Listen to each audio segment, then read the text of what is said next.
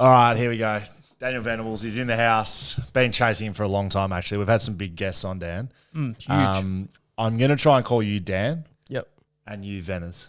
Okay. Well, you started already calling him Daniel, and you said before you've never called him Daniel. Well, I have to introduce him as Daniel Venables because people listening can't see him, but people watching know that man's sitting next to me. Dan the man, how are you, mate? Good, mate. You've had a few big guests in the past, and I think you've saved the best till now. Andrew Bogut. Let's hope it's Danny Venables. Let's hope it's not the best till last. I thought you were going to drop that one. It's like Dan and then Mike drop it like, see you later. See you later. Thanks for coming in, mate. Thanks for giving us a bit of time. You busy at the moment or what? Not really, mate. Neither am I. I'm doing a podcast. Nah, not doing much at the minute, mate. So how we do things here, mate, talk about the journey a bit. And like yours has been cut short, we all know that. But you still got a pretty good journey, I think. And so I want to get into a bit of that with you. Dan will throw some good questions at you too. But we always start with this one. And I've given you no notice, so we're going to test if you've been listening to any other episodes, and I don't think you have. We asked our guests, what's the greatest sporting achievement that's ever been in your life? Wow. Not on the football field. So don't tell me you won the 2018 flag. I don't care about the flag, mate. Plenty of us have won the 2018 flag. I'm a listener, mate. Good. I know. I see you prepared. I know one. Please be pulling out a medal of something. We've got something in common. What? The 80-metre hurdles. Under nines. Victoria state champ. Big state champ. How did I forget about this? Tell the listeners. Tell the listeners what we're talking about. Yeah, so we're honoured. We're honoured. We are. No, Dan's honoured to be sitting in you're our honoured. presence. Yeah. You are sitting in greatness. The hurdles are like Greatness. this high off the ground. You got to win. Tell it. him, what did you do? Mate, Under nines, under state nines, champ. state championship, 80-metre hurdles in Victoria. So Dan's a listener, right? He texted me about 4 or 5 weeks ago when I mentioned about the prowess of winning the state title in the 80-metre under nines hurdles. Hopping, yep. And Venas goes, mate, no shit. I am also a state champion in under nines 80-metre hurdles. So we went back through the records to compare times. Mm-hmm. Venas has got me by about a second. Like, has absolutely smashed me. Quick. Yeah. I actually thought, you know, you've been a quick guy in the AFL and you've been like that speedster guy, but I was like, oh, watch this. Scully will have him here. Nowhere near it. Like, you beat me by about a second and a half. I reckon we should replay it as like at your age now. See what happens. Oh, wow. It could be a fair fight, maybe. I don't know. Venas would probably have me again by about 20 to 30 You'd have to use the kids' hurdles, though. I don't think you guys are jumping over proper I just wouldn't hurdles. want to stack it. Who are you competing for? Who'd you... Kill athletics. Yeah. we're number 46. Do you remember your number? The number of the actual club? You want me to tell you? 1. What? Geelong, mate. Number 1. Are they number 1? They're the number 1, mate. Oh, yeah. Black and white. Black and white, 46. Geelong, 1. So, yeah, Little Athletics, Dan. You done anything? What, Little Athletics? No, not Little Athletics. Plenty of things. Championships in basketball. I've also played indoor cricket, won championships there. Played regular cricket. Where do you want me to... Like, there is a trophy here. I don't know if you've seen the trophy. Like, you've heard maybe about it. Yeah. But now you finally... You could actually have a look at it if you want. So that's the ball there from the game. 5 wickets for 16 in a final. You a cricketer, Venas? I'm a cricketer, yeah. Seems to be the seams going on it. Well, mate, Probably nipping around. No wonder why you got wickets. It's half yeah, a ball, swinging mate. everywhere. But that was in a final. So that's my sporting achievement amongst other things. But that's the one I hang my hat on. Are you sporty? Like, there's like some footy guys. I was a gun at cricket.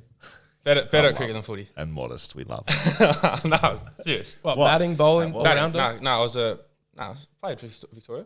Did you? Yeah. So I had a Kookaburra sponsorship when I was 15. So, Kookaburra sponsorship when you're 15 could be better than the under 9 hurdles. Yeah, You can't beat that. So what was that decision like then? Like, you must have had a decision where you're footy over cricket. I took it. Well, footy, you make footy when you're 18. Cricket, you don't make until... You're not going to make it when you're 18. Are you telling me there's a chance? No, I just always thought that footy is always a bit more fun, but if I didn't make footy, I could go back to cricket. Did you... Yeah, I was good, mate. I was a good batter. My state team, I made the most runs in our team. Opening batter? Opening batter or bat at 3, yeah. It's kind of funny, like, footy guys do that. Shannon Hearn, like, good cricketer. Brad Sheppard, good cricketer. There's been a few. Yeah. I don't know how it correlates, but there seems Not so much for you though. Oh, thank you, Dan. Shocking cricketer. Absolutely shocking cricketer. I used to play ones, like first cricket for Geelong College. Serious feeds at lunch there. When I was in year 10, but they would take, instead of the 11 players, they would play 12 players, and every game they'd have to ask if the 12th player could get a bat just to give him a go. Yep. Who do you think was in 12 batting? You, of course. Yeah, Will Schofield. So every game, our coach would have to negotiate to give Scully a bat. And I didn't even open the bowling. You've got I was like the first drop bowler. What are you doing? That's the worst sport to be involved I was just line and length, mate. I just hit the spot. You've got the body for a Go bowler. play force basketball and get school sport over a W for Saturday morning. Shake my hand. Nah, I started playing tennis year 11, 12, like D grade tennis. Get it done by 10 a.m. Get home. Get on the bus. I'm also a very good tennis player, by the way. I don't know if we have time for that. We need to get into Venice. Okay. From Melbourne, Victorian boy. Early draft pick 13. Probably West Coast. No, you were before Jared Brander. So Jared Brander, first round draft pick, but before him, they hadn't had many high picks before, like in a fair period of time. I'll go. What was that like? What, getting picked up high? Yeah. Because you weren't. Say with the greatest respect, it wasn't. I think it was a bit of a surprise to some. Was it a surprise to you? No, it was, but it wasn't. I had I was good at the start of the year, and then I had a foot injury where I couldn't play the last half of my draft year. Yeah. But like I was in I was all Australian, all that. Yeah. But it's because I just played school footy, so not many people like see school footy. Yeah. So I didn't play much at Western Jets. School? Penley and Grammar School, Pegs. But yeah, I didn't, because I hurt my foot. I didn't think I was going to go the West Coast, that's for sure. I thought I was going to go like in the 20s. Are you still tight with some of your schoolmates? Yeah, for sure. You know, school footy's the funnest. Yeah. It's the best. Yeah. Yeah. And any of those boys still playing footy? Anyone come out of school that Yeah. like around the mark? Cam Rayner. Can play. Curtis Taylor. Can play. Yeah. I think it was just us. Curtis Taylor, Sydney? No. Nah, North. Ah, yes. North. So Cam Rayner, number 1 draft pick, Dan? Can play. Can play. Dan Venables can play though. Used to be me and Cam, me full forward, me mid, Cam full forward, and then we just do direct swaps. Really? Yeah. But you were the midfielder in the combination. He was the big fat forward. I was the year 12. So I got to be. Okay, you put a bit of rank. Yeah. So then, if you're getting picked at 13, but you didn't expect, like, what's that process look like? Then, are you getting a phone call? Oh, it might be a bit earlier than you think, or is it a surprise? Well, I thought I was going to go. Either 16 to Port or 21 to Essendon, and Brisbane. 1 to Brisbane was a bit earlier. Because had they called? I kind of we were spoken about it, and but we didn't speak about West Coast or Perth whatsoever. Did you speak to West Coast? Yeah, I spoke to West Coast, but Didn't think they were keen? Nah, no way. Why?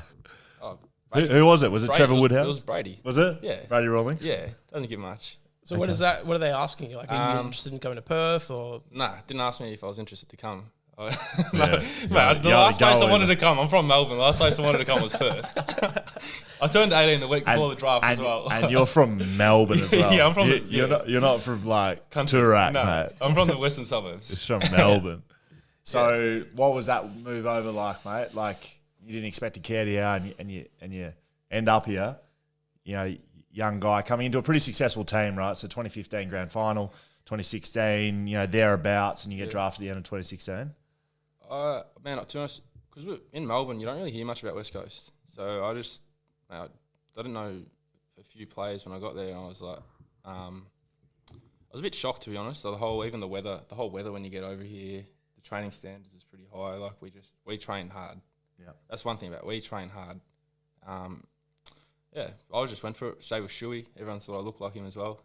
So when you moved over here, you moved in with Luke Shuey? Yeah. And you were like a little Shuey, right? Yeah, a little Shuey. We were DJing in the garage and that. He's from a similar area to you, right? Yeah, he's northern suburbs, yeah. Oh my God. So like Luke Shuey's got a little dungeon that's even smaller than this little dungeon. And he has a set of decks in there because he thinks he's some sort of DJ. But so do you, right? Yeah, of course. Well, did anyone come down and party, or was it just us by ourselves? That's so good. So you're coming into a successful team. You work hard. That first year, you probably... Yeah, are you thinking you're going to play? Was the goal to play? Yeah, well, because I come with that injury from the draft. Yeah. So I had to bide my time. I had to play resis, like the resis, threes. So waffle resis. Waffle resis. I played two waffle resis games, 60 minutes, and then into the fun stuff, East Perth ones. That was elite. Get them, boys. What? Tell that story. What's that? What's Get 'em Bush? So we all play Call of Duty, and we just had how many boys do you reckon was playing? We would have had 8 in the crew. It was down at Peel Thunder. Yeah. So I reckon we had 8 of us that played COD all the time, and we all played East Perth at Peel Thunder, and Peel they were the best. They were one of the best. Yeah. So that was 2017. 2017. They just won the grand final. Yeah. 16, I think. I reckon they won 2017 as well. So they did. We're playing Fremantle them. B squad. Yeah. Yeah, right. Like they were pumping, and so we end up down at the Thunderdome down at Peel Thunder, and we played with a squad of 8 online. Every one of those 8 were playing in that game. Yeah, and we're legit running around like yelling stuff we play when we play COD, like get 'em boys, like all this stuff. Scully would be doing some like Scully loves to run and do a little like dummy and sell like a bit of candy. He was doing that. Holding it one-handed, that sort of stuff. Like, how fun was that day? It was. And we won. I look back at it as one of the best games I've ever played, and it wasn't because like things that had 30 or kick goals. It was just fun. Everyone was just yelling shit to each other, like randomly. Coley would be at half back line, and he'd be yelling to someone at half forward, "Get 'em, Bush." What are we? So Get 'em, Bush. I don't even know how to explain it. How did it even come with that? Our clan tag was GEB, Get 'em Bush. And so we'd be online and, sorry for nerding out fully here, guys, but I think we got to. We'd all be mics, headphones, and we'd get home from training at 2 o'clock and we'd be on at 2:01, straight, and we'd be playing until probably way too late. We probably ended up winning a flag in 2018 because we banned Call of Duty. Well, the club instituted a ban. No, we banned it. We're like, right. Boys, this is getting out of control. Like, we're playing a game and we're using clan tag names from Call of Duty. Right? So anyway, Get 'em Bush was our thing. So we'd be like playing a game of Call of Duty, and then someone would be like, "Oh, hey, Venas, I forgot to tell you at the club, man. I'm just gonna Get 'em Bush. We're gonna Get 'em Bush." Just sliding it in. And so then we worked that, and it got bigger and bigger. And then that game we played, and it was good. So we ended up winning that. You played waffle for a fair bit of that year, but I played. right? So I reckon, man, Simo come up to me around, I reckon 14. We're going to play a Thursday night game against Geelong. So 2017, round 14. Round Hadn't 14. debuted yet. Hadn't debuted yet.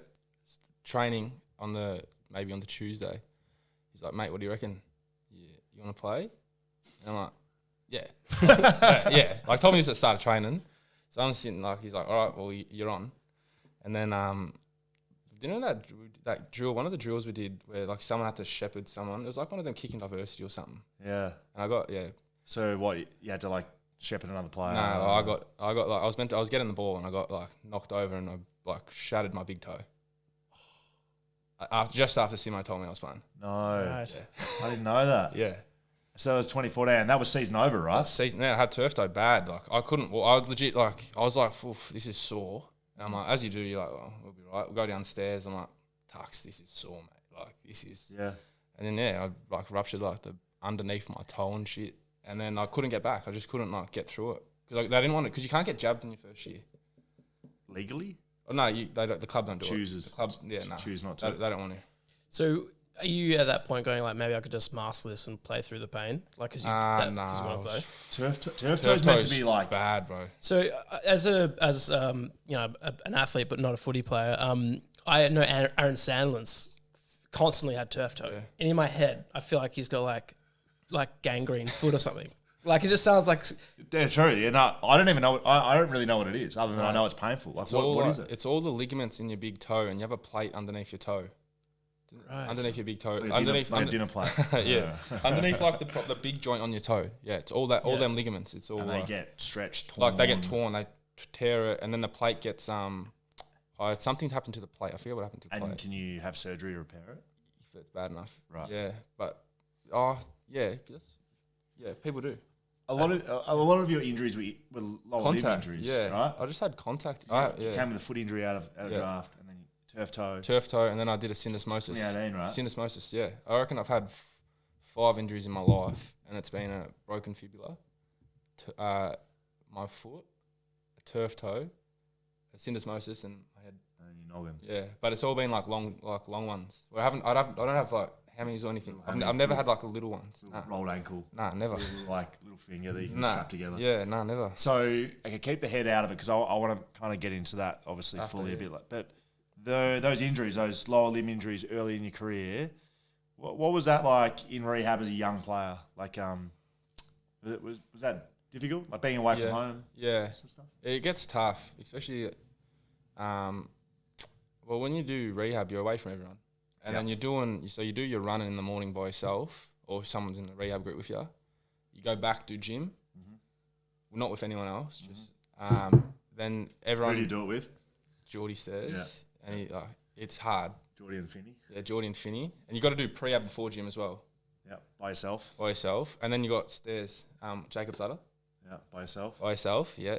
And then everyone goes and does their weights after the meetings, and then you go to a cardio in the room. Why do they make you do it? Because I've heard that a fair bit. Like when you're rehabbing, that it's a bit lonely. Is there a reason why they? It's. Do you want to answer? I think it's just because you just need. It's not anything. It's just because it's just easy for the time. It's logistics, right? Yeah. Like you've got the main squad. You got 40 blokes that are fit, and they're going to be playing the next weekend. Like that's the way footy clubs work. Is when you can contribute and you can help win, you're the most important. It's brutal, but like that's where the focus goes, is winning games of footy, and everything flows off that. You know, marketing and finance and merchandise, everything is about winning games of footy. And if you can't contribute, it's not personal. It's not like this thing like, oh, Venice can't help us right now, but it is like that. It's like business. Get your foot right, and then you can come back and help. Yeah, I guess they can't give like you one coach while you have. Correct. Yeah. Exactly right. It's business, right? Like, Yeah. You got to do it. So, okay. So you kind of work through that rehab stuff, come to 2018, haven't debuted yet, been at the footy club for a year. What's the mindset coming into 2018? What did the preseason look like for you? Yeah, I was good. Not many people have a full off season of just like, I was ready to go. I was ready to go at the back end of 2017. Like the last couple of games I could have played. Yeah. But they just said, we're held back a bit. Yeah, we're just not doing it. And then, so I had a full thingo, and then, round 1, got a gig. And I was Played round 1, right? Yeah, played round 1, and when we got smacked, Sydney. Buddy kicked 8. I don't know who kicked them on. So that was the first game at Perth Stadium, right? Yeah, Buddy kicked. Yeah, first game at Optus Stadium. So like we spoke about it a lot. Let's set the scene. We need to stamp our turf, and Sydney's gonna come over here. and We're gonna smack them in the mouth. Buddy came over and smacked Scully and TV in the mouth. Kicked 8 goals. It was a Buddy show. It was a proper Buddy show as well. Like he's like one out in the goal square. He's calling it in long, space everywhere.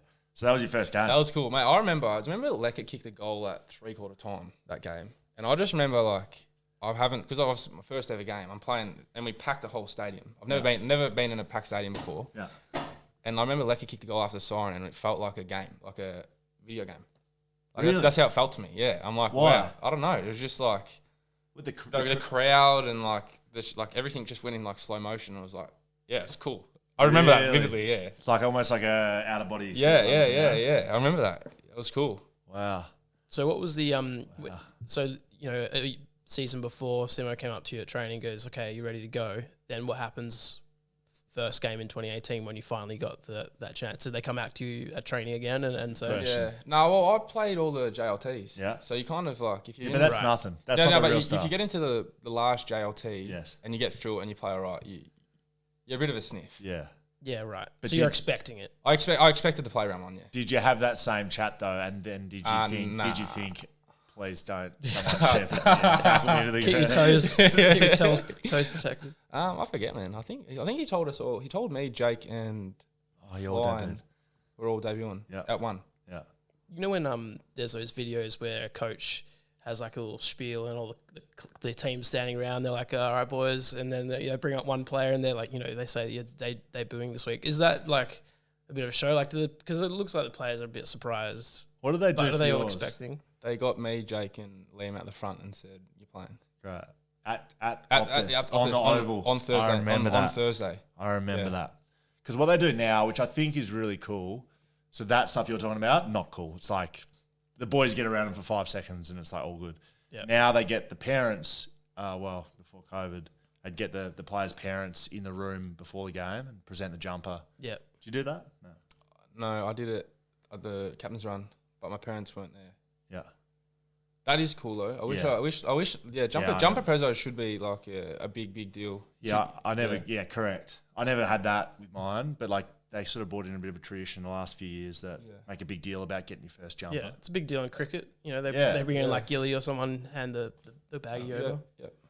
Correct. So 2018. I mean, fast forward a little bit. You had an injury in the middle of that year. You played like the first 4 or 5 games. Played the first 4 games. Yeah. Yeah, and then syndesmosis, which is like a 12-weeker. That's a big injury. What's syndesmosis? It's like the high ankle. Do you know how it's like connects your tibia and fibula together? Does it?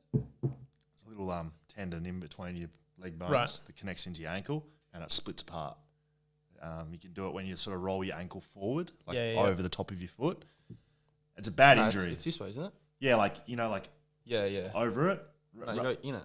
Yeah, like. Yeah, I know. You're saying. No, actually, Venas would know. Why am I telling Venas? Yeah, you would know. No, my ankle went. So like that's my ankle. Yeah. My foot went in that way. Right, so an inwards roll. It goes roll. inwards. Right. Outwards you can jab it and play. Right.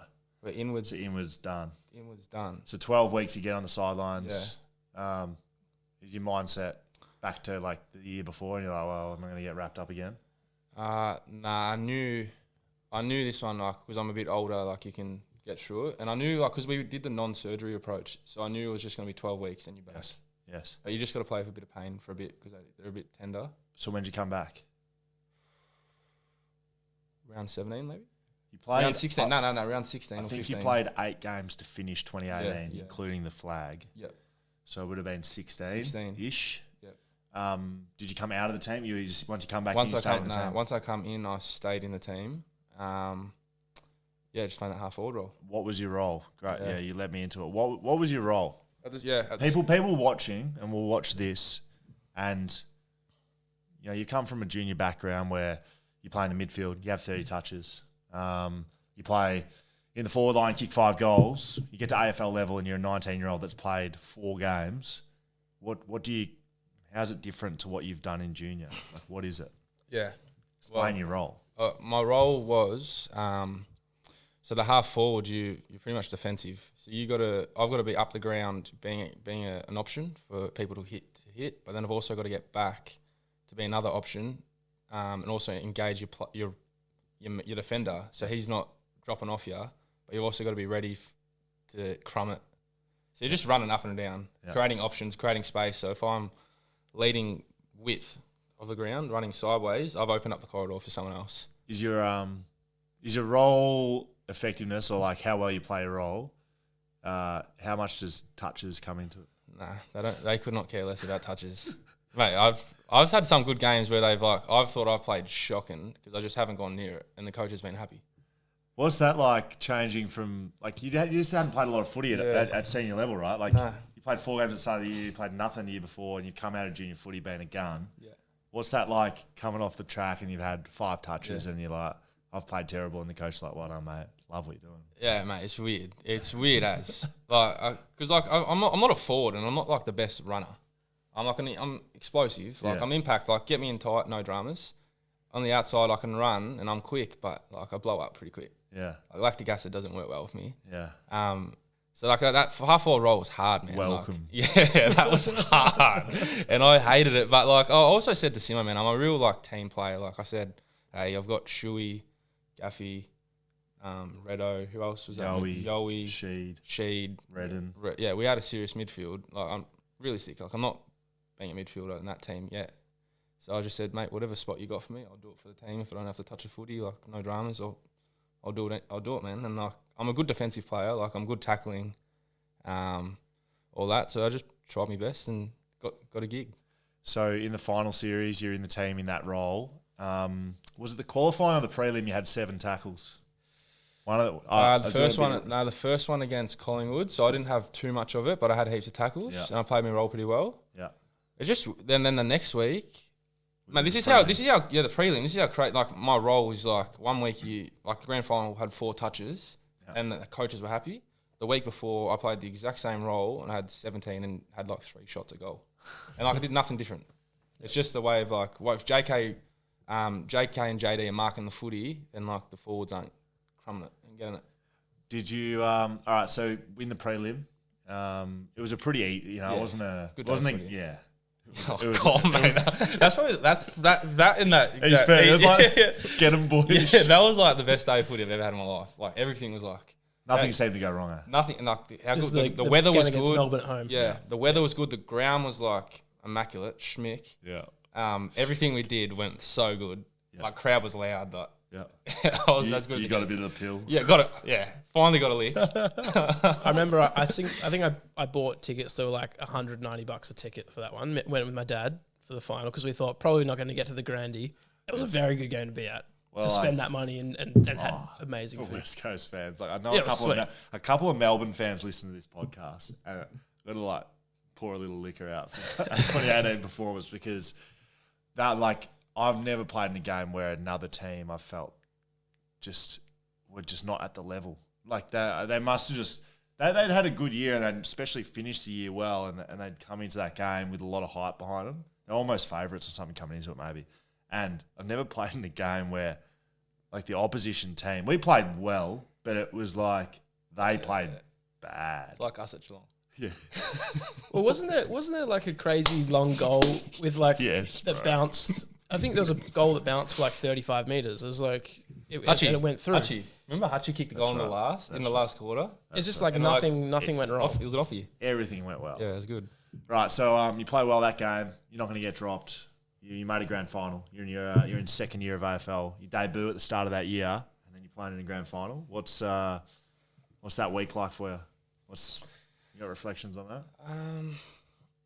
Man, I don't really remember it, to be honest. Like I remember because we're so young, you're a bit naive, to be honest. Me and Coley, I was 19, he was 20. Yeah, and we just I don't know, like we were so confident that year. Like all you guys were older. You know what I mean? Like old, yeah.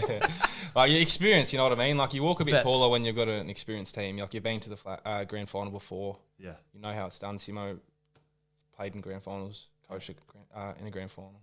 So it kind of made it easy for the younger boys, to be honest. What about getting home in front of, like, so Coley, you mentioned Coley, Tom Cole's a Victorian lad as well. Like, was there extended pressure? Was it better to be home around those guys? Did you have visitors coming to the hotel, people asking for tickets? I had people asking for tickets for sure, but they were hard to come by. The bush. Yeah, the bush. Yeah, they were hard to come by. I remember the grand final parade. I had a few mates there. That was pretty cool. Yeah. What do you remember about that? First time I ever held a baby. So JK, so they put us in the truck. My God. They put us in the truck Back of the Hilux. in the back of the Who are you Hilux. with? JK. So all the media interview her, and so obviously I'm not getting interviewed, and he's getting like interviewed like non-stop, one after the other, and the boys obviously. Did you bring Nash? Yeah, come up for a few photos. Yeah. So the boys, I think it was Sage. Loz was trying to give Sage to JK, but he was so busy, and she's like, "Here you go." And I was like, You never held a baby? "Never held a baby in my life." That's what I remember about the grand final parade. Were you just like holding it out or something? I didn't know what to do. I was just held it. I was like, "Oh well," like it didn't take too long, and I'm like, "Yeah, here you go." And you held it, didn't drop the No, I didn't drop it. Good. No dramas. And what about, like, you come around the top of Punt Road, your reflection, like, you remember that? You come around that corner at the top of the hill and you kind of see down the hill and... I don't really, man, to be honest. Okay, I don't have the best memory. Yeah, true. I remember it was cool. I do remember that, and I remember standing on the stage. And what about, like, the mentality around the group at that time? You spoke about, like, standing taller with older guys around. Do you remember specific instruction, or it was just a feeling that, you know, we're gonna do this? There was a feeling that whole year, man. Yeah. Besides the Freo, JLT, and Sydney round 1, there was just a feeling. There was a feeling all year that. Yeah, I got dropped for 8 weeks after that game, so please keep bringing it up. It's good. But mate, we did not feel like we were going to lose that whole year. Like we were down and we were still like we're like, oh well, we got the last quarter. Like I do time remember it right. that, We're fit. We're always fit, but it was something about how we play. The mentality, The right? mentality, yeah. Maybe. I remember watching games and you like West Coast would go down by 5 goals and you'd be like, meh. Like I just as a fan, you just like they just constantly came back from games. Yeah, it happened a fair bit that year. Yeah, we always ran over teams. Yeah. But again, I don't know if that was fitness or it was just mentality, like confidence. Yeah. Like looking back at my career, no, we've probably had different careers, but like the best teams I ever played in were confident. Yeah. They weren't necessarily the best teams. I've played in better teams with better players that didn't win a premiership. So like that confidence, that mentality, like how you going to beat a team and that sort of thing. So so the build up, great. Grand final day, grand final morning, you're waking up nervous. How you feeling? Nervous. Yeah? Yeah, I was just like real nervous. Really? Nervous poo? I would have, yeah. I had my Lucky Red Jocks on, which is good. Lucky Red Jocks. Tell me about them, please. That's very important. Well, I've always like worn... You got them on now? Nah, well, there's a story to this. That it doesn't end well. Please tell me. No, it's a sad ending. Like, I used to wear red jocks when I played cricket, always make runs, wear them for footy, play good, all this. And then, I just played footy in them. And then the last 2019, when I was playing, I started wearing Speedos. No reds. And then the 1 week, I brought the Lucky Reds back. The last game I ever played. Oh my God, I don't know what to draw from that. Yeah. Let's just go. Can we first go back to the Speedos? So like bathers, you're wearing bathers as jocks? Yeah. Is that a thing? Players do that. Players do that, yeah. Is that surprising? I would say more percentage of players wear Speedos than they would jocks. What, because of the moisture or something? I was not one of those players. I hate it. I would never have done it. What was the... I don't know. Just like we always wear them at training because you wear them to train. I've never worn Speedos once in my life. No, not training. Hate the feeling. Is it because of what you're jumping straight in the pool or something? Jumping straight in the pool, yeah. All right, so the Lucky Red Jocks. Yeah, the Lucky Red Jocks. Different pairs that are all red or the same? No, always. What brand are we talking? What cut are we talking? They're always Bonds and always the briefs. I kind of remember the dirty, scungy red Bonds being rolled out at training. That I still wore when I was 13. Yeah. Like the elastic, like peeling away. Yeah. That was you, wasn't it? So, okay, no longer red jocks, Lucky Red Jocks. No, not lucky anymore, nah. Well, I don't know. Do you believe in fate? I've like stopped believing in the superstitions anymore after that. Wow, that's probably fair. Yeah. I mean, it's come to the end. Eventually it doesn't work. All right, so you got your Lucky Red Jocks on grand final day, though. Yeah. What are your reflections on that game? I was running around not getting near it again. It was chook. Yeah, it was chook again, like normal. I remember I had a lot of almost that day. Really? I had a lot of almost. You kicked a goal? Nah, I didn't. Almost? Almost. I had a couple almost. And then, I remember Degoe was on fire that day, but early. Wasn't. And then... Yeah.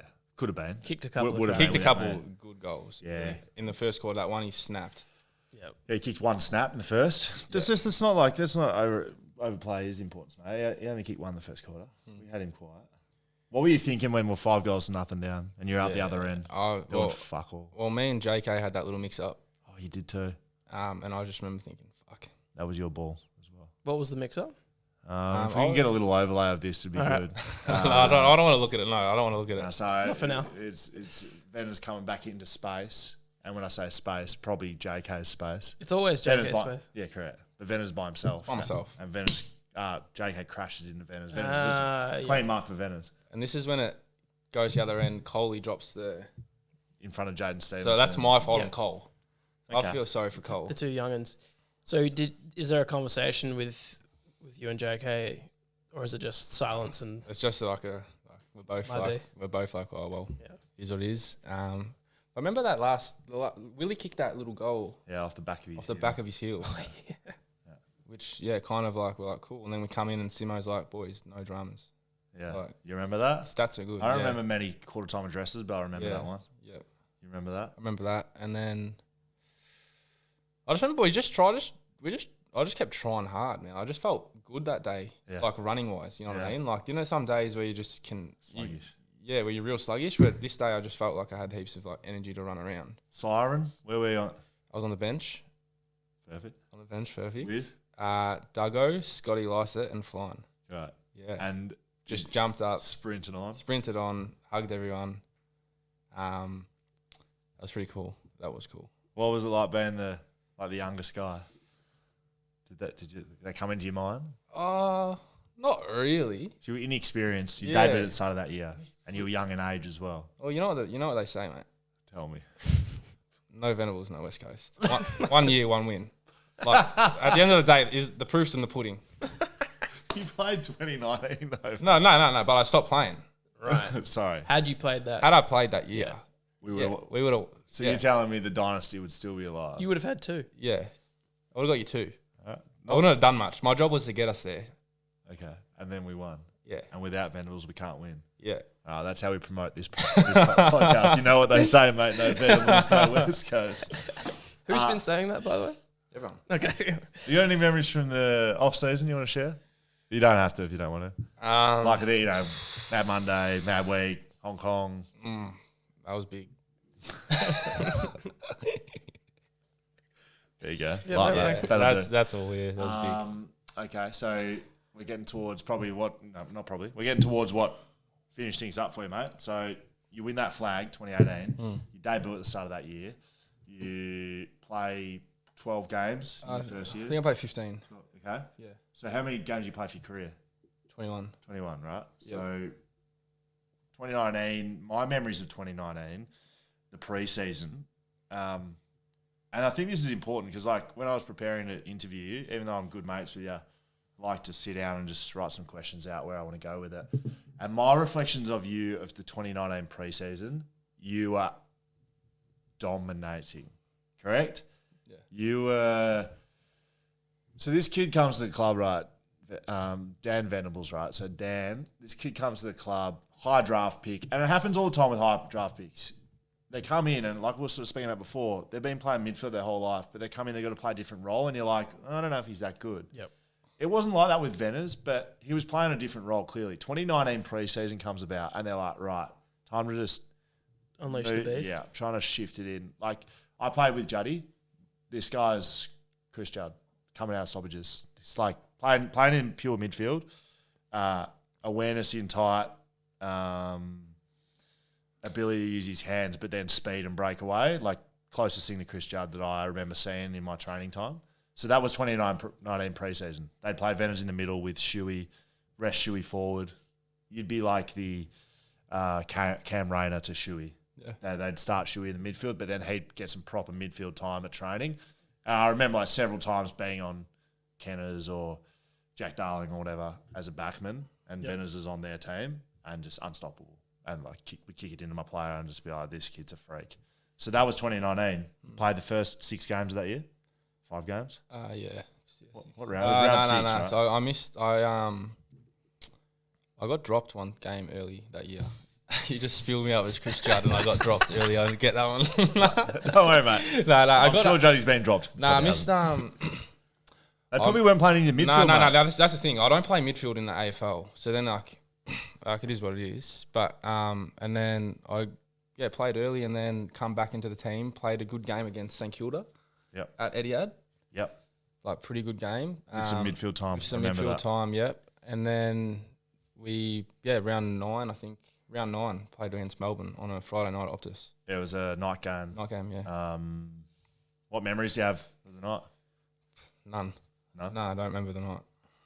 Do you have, like having watched back the footage? Yeah, I know what happened because I've seen the footage that many times. But if you think about it right now, like you can't remember anything? No, I can because I've watched it. Yes. But like I don't remember if I didn't watch it.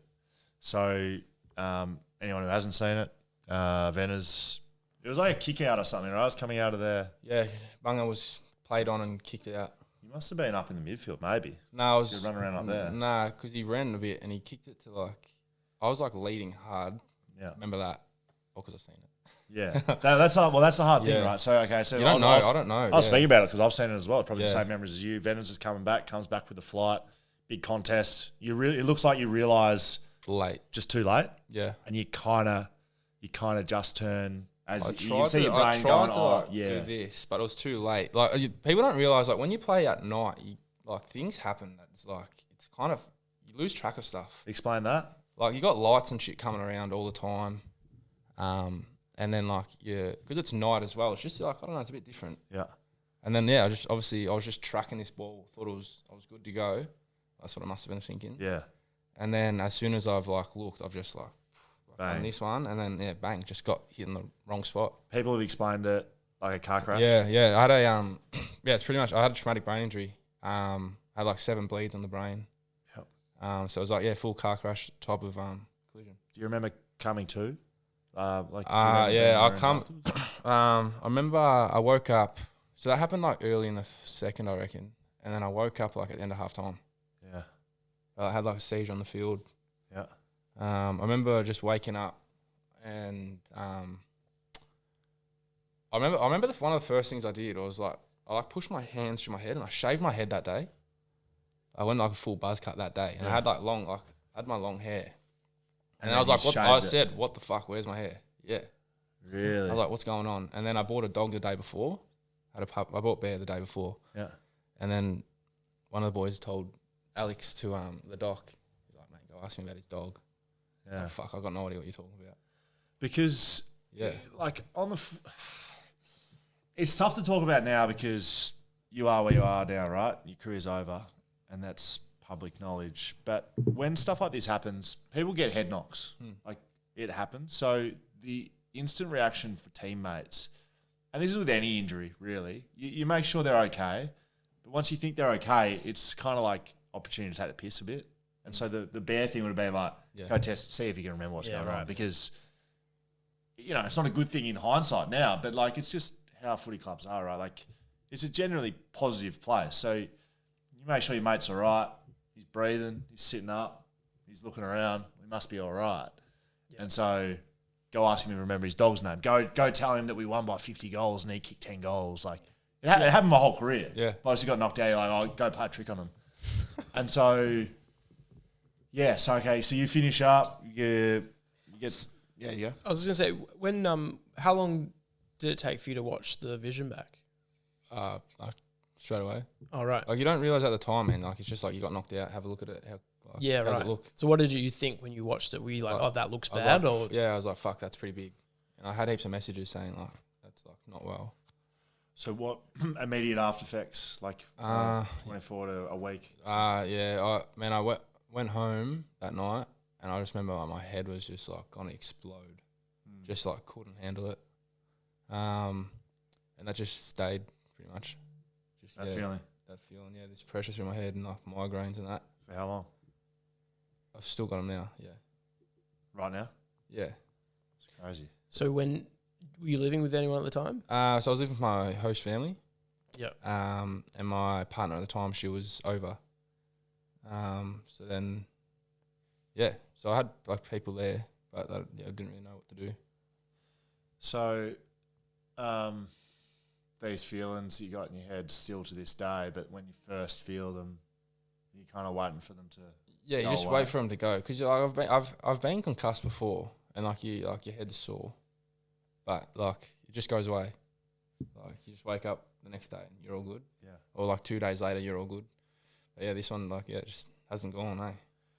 So, like what are the long term after effects? So you've had that feeling. What are the long term things you've been dealing with? Yeah.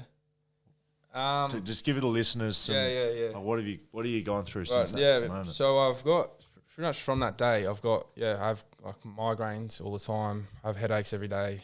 I have this like constant like pressure through my head and like headache all the time. Eye pain.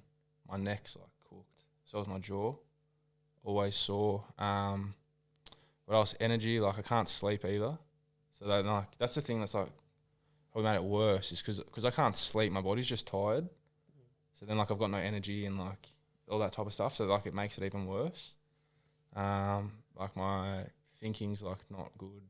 I lose a bit of memory sometimes. And then just like other stuff with like uni, like the whole cognitive function type of stuff. is like not the same. So have you had times where you've tried to come back and Yeah, play? yeah. But I just like, mate, I was in that much pain. Like I just copped it. Yeah. Like I was just, that's in hindsight, like I should never try to get back. Yeah. Like running, like I can't. As soon as my heart rate gets above like 80, like the pressure in my head just goes like through the roof. And I was just doing that like I did 2 pre-seasons. I know. That's why I was like, now I've stopped, and I'm like, fuck, like I don't know how I did that. Why did you do it? Because I didn't know how bad my head was. Like you don't know, you know what I mean? Like Yeah. Are you thinking like surely like tomorrow, like it will just start Yeah, easing, just waiting for that day? yeah, every day is like I wait for tomorrow, and I'm hoping like I'm all good. And that's kind of like what they've all said. But yeah, so it's tough. It's definitely tough. But I love playing footy, and I love like I'm more of that's kind of like where my role in the team is. Like I'm a sacrificial player, like, and I did that because I just love the boys. Yeah. So like that's why I play footy, is like for the team. Yeah. So I was like, how good, like you got to experience, like, because you're older, that grand final, you had like all the boys that you played with from the start. Yeah. Like that would be pretty cool to experience that as an older player. Yeah. So do you reckon that was a big driving factor behind? Oh yeah, walking through walls basically. Yeah. Even like you got headaches, you got brain pressure, brain bleeding. Yeah. You got that's your driving point. Yeah, but how good for the boys? How good would it be to like Tommy Cole, Rotho, Jake, Jacko, to win a flag with them? You know what I mean? Like when we've taken over that, I'm like, fuck, that'd be so good. But yeah, it just got too much, man. And then like I was just getting worse and worse and worse and worse, and then it just didn't come through. Yeah. So yeah. What's kind of, well, I mean, you've touched on it. What's the hardest part for you? Is it the dealing with the effects? Is it the feeling around physical teammates? stuff? Is it physical? Yeah. Is it Hardest part about not playing footy anymore? Yeah. Do you know that feeling when you like rolling into a game and you see like, so when we drive into Optus, you have like everyone walking in, all that type of stuff, like buzz a bit. The buzz, that's exciting. Oh, that's pretty cool. Things like that. Every time I do that and go watch the boys play, I'm like, that's when I like start to feel like you miss it. I miss it. I don't miss like. Oh, to be honest, now I'm not doing it. I don't mind pre-season. I hate it. I'm the worst runner. I can't. As soon as a bit of lactic acid goes through my legs, I'm in trouble. But like that 2K, as shit as it is, you kind of like afterwards you're like, that was like, you know what I mean? You have a laugh with the boys. Like you see someone on a treadmill and you like laugh at them like, mate, you're on a treadmill that last lap. Like, you know. And that was you, not me. So you tweeted actually about the 2K today. Yeah, we're recording Monday night. Yeah. So what does that look like? Are you just running 2Ks? Are you what's the 2K? It's just I tweeted today. I don't know this. I said today, just like good morning, like today. Just so you know, today is the worst day on any athlete, any footballer's calendar. Doesn't matter how fit you are, how much work you've put in, how confident you are, you'll still feel like spewing up this morning before a 2K. Because no matter how hard you go, like no matter if you're fit, unfit, you're still gonna feel the same. Yeah, true. You know what I mean? Like you still, it's a maximum. It's maximum effort.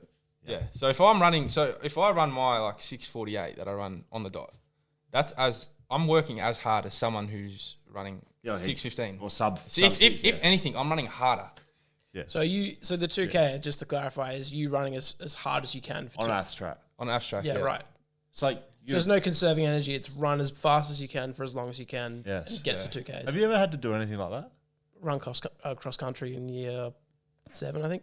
Actually, I remember cross country. What level? Could be in a reserve. Okay. I'm not a great runner, always coming second and third. I remember cross country, I sprinted for as long as I could. From the start. I was so far ahead of everyone. Everyone was like, oh my gosh, what is this? This guy's insane. And at about, I don't know, 320 meters, I was last. But I thought I'm going to run. If I can get that big a lead, surely I could win this. I came last. This is a serious question. I'm flipping to you to ask. Yeah. Is there anything in your life? No, I mean this because I think elite athletes, we have multiple things weekly that we have to try our hardest. Like you have to do your very best, and if you don't do your best, like you get instant feedback. It's a brutal industry. Is there anything like what do you do in your life now that like if you don't do your best, there's consequences? Your very best. Probably parenting. There you go. Good. Even at work, it's not physically demanding, but if you like, I don't know, defame someone accidentally because you're not working as hard, get sued. Yeah, but like it's hard because it's not physical. You could put in an 80% effort at work, and everyone would be like, man, that's like great job. No, seriously. But if you roll in a 2K time trial and you're 80%, you look terrible, and there's no good job. But that's because it's visual, right? There's not many things that I do that's like visually.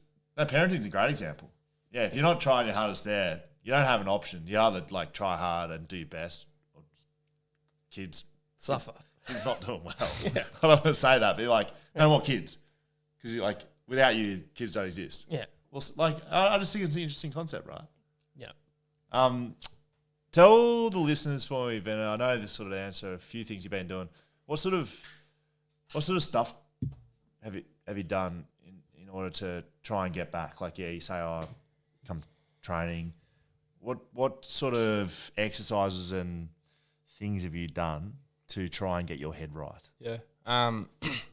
So I met up with he's a neuroscience guy in Melbourne, Brett Jaros. He was able to like find out what parts of my brain weren't working.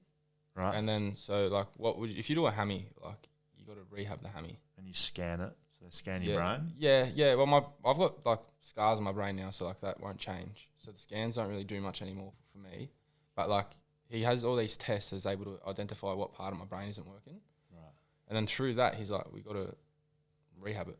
So through whatever parts of my brain weren't working, different exercises can like target that. So I do exercises twice a day, every day since like would have been September, August last year. Like what? Heaps of eye exercises. It's hard to explain. Like I'll give you one example. So there's one like I have like my eyes flicker to the left, and because my eyes flicker to the left, it like hurts like my neck. My gives me headaches, gives me like brain fog because my body always thinks I'm moving and like it's just hard to process stuff. Right. So like to counteract that, do you know them like it's funny. Do you know them like you go to the park and it's like the spinny things. Roundabout. Yeah, the roundabout. Yeah. So I'd have to spin on that the opposite way. So like you like sit on a roundabout. I'd stand on it and I'd spin it. Fast? Yeah, fast. The opposite way. I'd do it for like a minute and then I'd stop and then I'd be there for like 30 minutes. I'd be almost throwing up. And that's meant to like counteract. Get off and stand still. Yeah, and stand. Then stop and stand still. And that's meant to like. It was meant to like counteract my left movement, so then my brain would train my eyes to like go back to the middle. Huh. And then I do like and heaps of balance stuff, heaps of like letter charts where like I'm looking at one, the other. I can't really explain them, to be honest. But like, you got a gist of it, you know. It's like memory stuff. Memory stuff as well. I do memory stuff. Coordination stuff. Like I have to stuff with balls, like hand-eye stuff, because I had to retrain all of that. Like I started from scratch again. When you say you started from scratch, man, like you couldn't catch a ball? No, well, man, I couldn't judge it. I had to like learn how to like weave through cones. Like why? What was the feeling? Like when you looked at it? Like unco. Like it's like I went from like an elite sportsman to a person that to like never played sport in their life. I did that all behind the scenes. Like none of the boys ever seen any of that. There's heaps of stuff behind the scenes that none of the boys like seen that I'd do. So I was in Melbourne for a long time. Yeah. Yeah. So it was the feeling. I'm just trying to represent to people listening or watching what I think people hear concussion and head knocks and when you say bleeds on the brain, I think that's a traumatic brain injury. That's a different one. Yeah. And that lifts the severity of what people think about it. But I think some people just hear concussion and it's like, wow. Like what's the feeling? Does it feel like you're drunk? Does it feel like you have a pain that you cannot stop and that's the problem? Like is like do you know when you've had a massive night on the cruises, the sugar drinks? Yeah. And you wake up that next morning and it's like blistering. Yeah, it's like champagne. Yeah, blistering. That's how I wake up every morning. That's why I struggle getting out of bed. Yeah. I have that feeling all the time, and then it's just like heaps of pressure, man. It's like pressure can't release from my head, and then when my neck gets like sore again. Like everything just like counteracts. What are Well, not counteract. I don't know if that's the right word. What do the experts say? What's everyone saying? What's your prognosis? What's the future look like for you? They don't really know. Like that's the thing about brain injuries is like every brain injury is different. So like they can't. Yeah. So all I can do is do my rehab and just like hope that it comes good. You talked about sort of rehab to correct things, but what about to relieve pressure and pain? Is there anything that you can do to like ease some of that on a day to day? Medication doesn't work for me. I've tried everything on that. I get needles in my neck all the time, and then I see physio twice a week. I see physio twice a week for my neck and my jaw, and then I see another one twice a week for like head rehab as well. So yeah, and they do sometimes. Like the neck does release, but I'm not sure. It just doesn't. I don't know. It's been 2.5 years, and nothing's really changed. This, I mean, you can answer this or not. Who's covering that? All of that treatment? The club for the next 18 months, I think. I think that's how it works.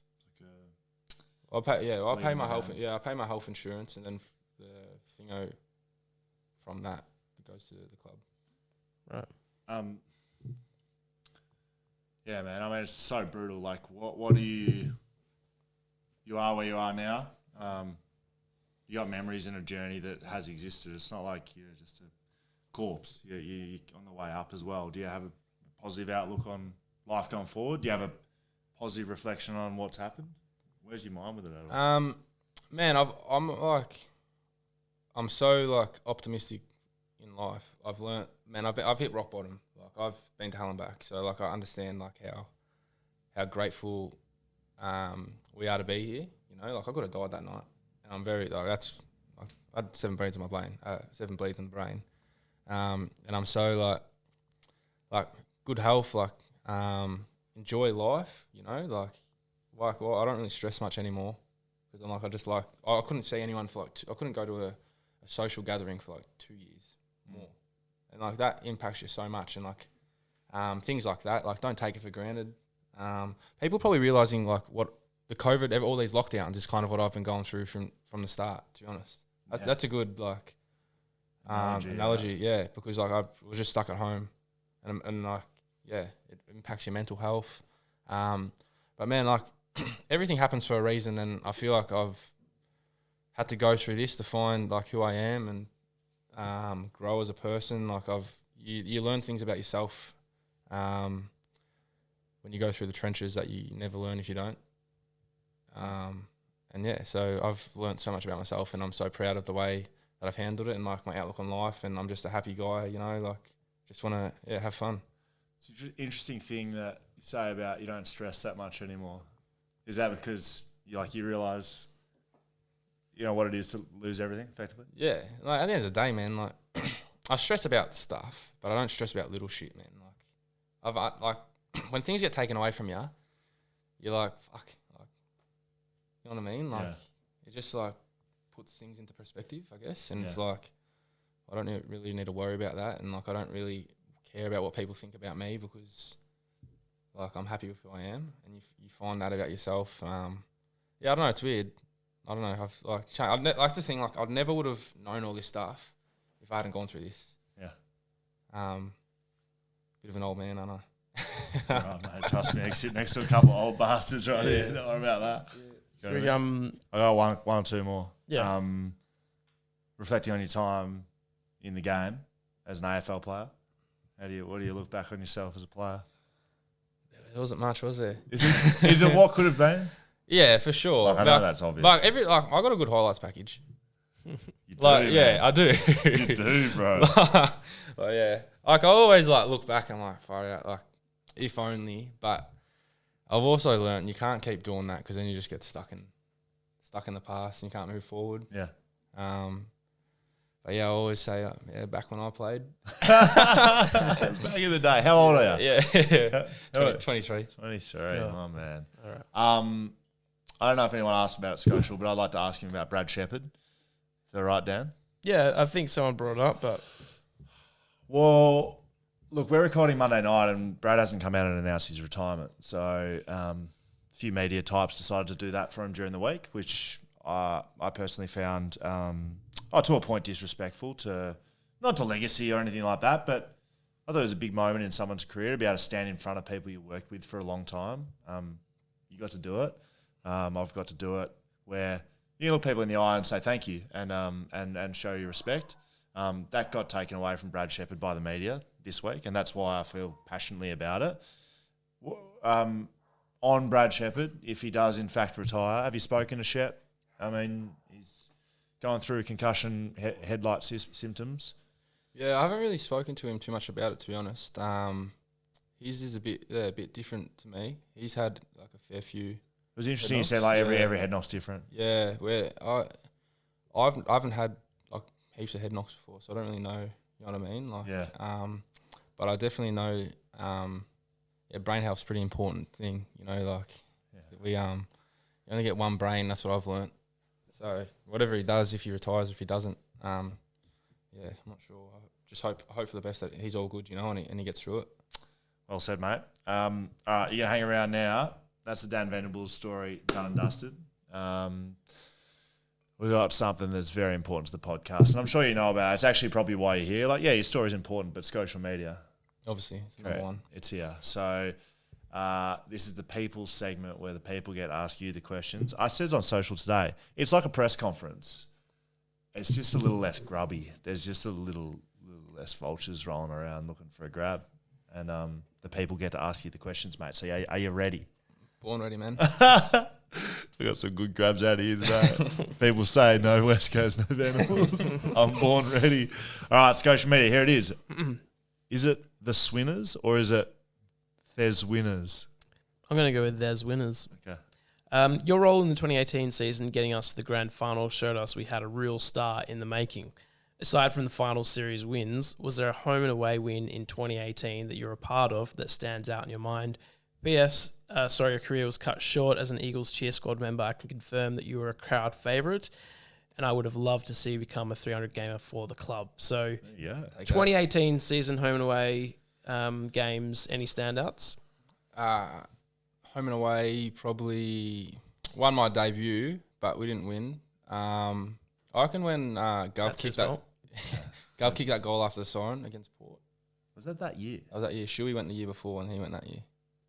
2018, Gov kicked a goal after the siren to win. Really? Yeah. Yeah, that. Okay, so you played that? Kicked the flower bag as well.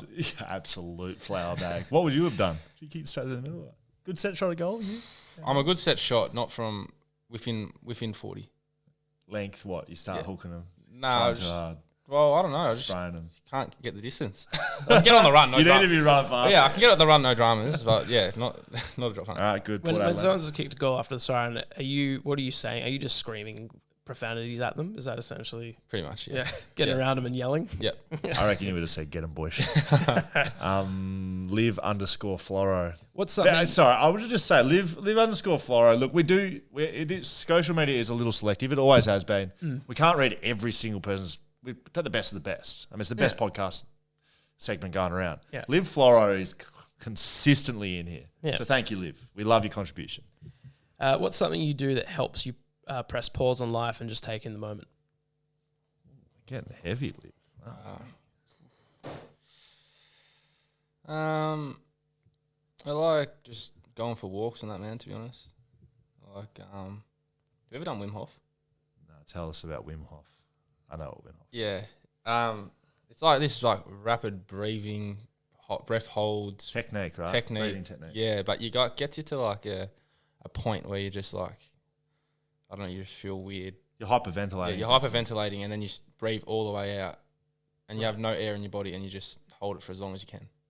So you do you pass out. You do a big build up, and it's a segmented system of breathing. It's called the Wim Hof method, right? Google it, have a look. You build it up, and then you breathe it all out, and you can just hold your body in a position with no oxygen in it for like. He does deep sea diving, so he does the Wim Hof. You can go under for like 6, 7, 8 minutes, no breath. Yeah, I don't do that, but Venables goes live on the bottom of the ocean. And that's the last we saw of Daniel. Yeah, that's pretty cool though. Good answer. Yeah, that's actually pretty cool. I like that. Stefan _1039. Venas, what's it like coming into a team given essentially the graveyard shift role with lots of unrewarded running? Was it mentally challenging at all taking on that kind of a role? Yeah, it's definitely tough. We spoke about it before. It's not fun, but it's rewarded within the club. It's not spoken about in the club, which is good. Yeah. External people think that you've just played shit. People looked at your grand final. Yeah. Yeah, 4 touches. Yeah, What was he doing in the team? I hopefully have tried to identify what you were doing in the team, because people understand. People look at Lewis Jetter's a great one, right? Why doesn't Jets get 30 touches a game? Like, that's not what he does. But you're a good example, right? 4 touches in the game. People think, oh, he didn't play well. Well, what you did, like off the ball, defensive running, attacking running, option. Someone's got to play that role. Yeah. You can't just have people run around getting touches. No. That's not actually how you win a grand final. No. The 1%ers. The 1%ers, mate. That's it. Short for Decker. How did you develop your skills, position in teams, etc., at an early age and into the start of your career? How would you be placed on the talent work graph? Seemed to get a lot of hype from scout reports and from within the Eagles, so you must have been getting a few things right in your development. Let me bring that down.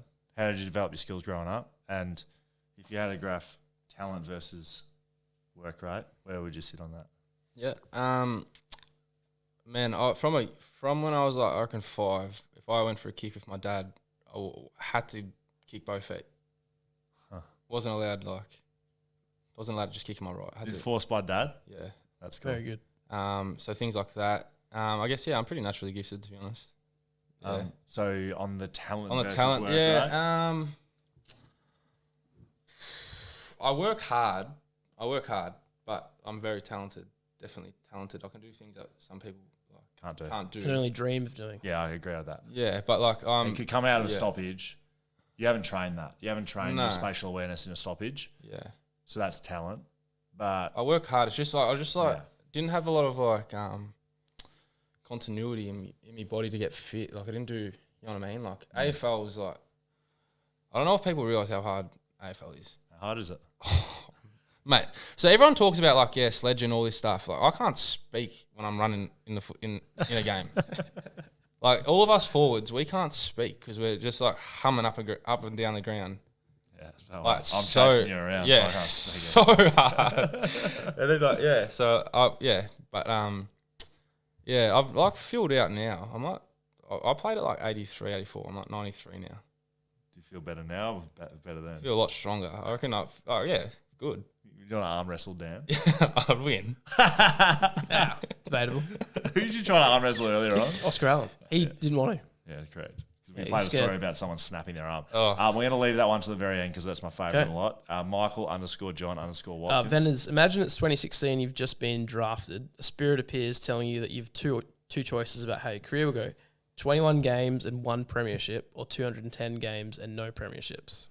What do you choose? I just want to say while you think about an answer. That's about as good as a question Yeah, you'll ever good get. one. Yeah. Have you had that before? Man, so how's this? So people probably think that I'm stupid, but I'd probably, if in the 210 games I didn't have a head knock, I'd take that. Yeah. Instead of a flag. Or I just wouldn't play. Okay. So 210 games with no head knock No head knocks. versus 21 games in Premiership and a head knock. Yeah. Clearly. Because Because I'm left Your like, life- I'm left like Yeah. with a disability now. So I'd take that. But I don't look back at doing that stuff because I'm like, fuck. You get stuck in it, you know? Like, I think you've identified that, yeah. like there's more to life than footy. Yeah. I'll put it that way. There's more to life than footy. Which is hard to some people probably to see, but I've like, yeah, Not me. been through it. I like it. Patches 86. Venas, how often do you get asked if you're Luke Shuey's little brother? I've actually never heard that one before. Right. You learn from the best. You actually both, probably the thing that's most like, your footy skills are similar, both from sort of similar areas in Melbourne, but your skin complexion is actually right up there. We find it tough in Perth, put it that way. You both struggle in the heat, don't you? Struggle. You need a lot of sunscreen. Yes, a lot of sunscreen. Slap it on. Any sponsors or what? Now we're talking. It costs money. 2 to go. Second last one. Morgan Ashworth. This is from one of our patrons. What was it like debuting and playing in a grand final in the same year? Pretty cool. Thought footy was pretty easy. Yeah. Right? Is that what the feeling was? It's like, we'll just do this every year. Yeah. It's crazy, eh? Yeah. All right. This is actually a question of the day for mine. I won't actually read who it's from. I'll just read the question. Yeah, sure. It's Okay. a great question. What's your What's Come on, bro. What's your KFC order? And what's your favorite brand, Kenzo or Versace? Which one of the boys did this? It is an ex-teammate of both of ours. KFC order. So what's first. your go-to KFC order? 2 pepper mayo sliders and 2 chicken nugget buckets. What's that? I first? feel like you've done that before. What is it? 2 pepper mayo sliders. Pepper mayo slider. Never heard of that. It's like a little taco, man. Talk me through it. It's like a little flatbread, Pretty good. some chicken tender, pepper mayo, and some lettuce. Pretty good. Oh, mate. You've had Why do you reckon I'm 93 at the minute? And what's your favourite brand, Kenzo or Versace? What are you wearing? You look at. Nah, I don't have them on. I love me Versace sunnies every. I love that. I love it. You gotta be yourself, don't you? You do, mate, and you've done that well. We appreciate you coming in and spending a bit of time with us, mate. You've got your footy stories as good as we spoke to Tom Hawkins last week, and he's done everything you could ever do in footy. He's won 2 premierships, best and fairest, 300 games, 600 goals. I love talking to you as much as I love talking to Tom, mate. It's been unreal. I'm happy to be here. Good job, Buzzy. Thank you very much. You want to pass one on from me? Yeah, pass it on. Yeah. Secret grip. We should just end the show. Let's end the show. That's BackChat 2.0. It's how we do it. Venables has been gracious enough to come and sit in here with us. You can find us. You know where to get us. We're on the internet. backchatpodcast.com.au. All our stuff's on socials, Instagram, YouTube channel. You got to sign up, guys. Come on. Have you subbed to our YouTube channel? Venables, Of course. you'll be Thank saying, you. oh, you have? Of course, mate. I'll check. Yeah, YouTube's where it's at. We got a lot more content coming out. We got a little secret weapon we've been introduced to this week. It's a little team member just joining us. Just a nice little secret weapon in the background. It's not Charlie. Still haven't seen him or heard We from don't him. know for where days. Charlie is. We don't know where he is. But that's it. BackChat 2.0. See you next week.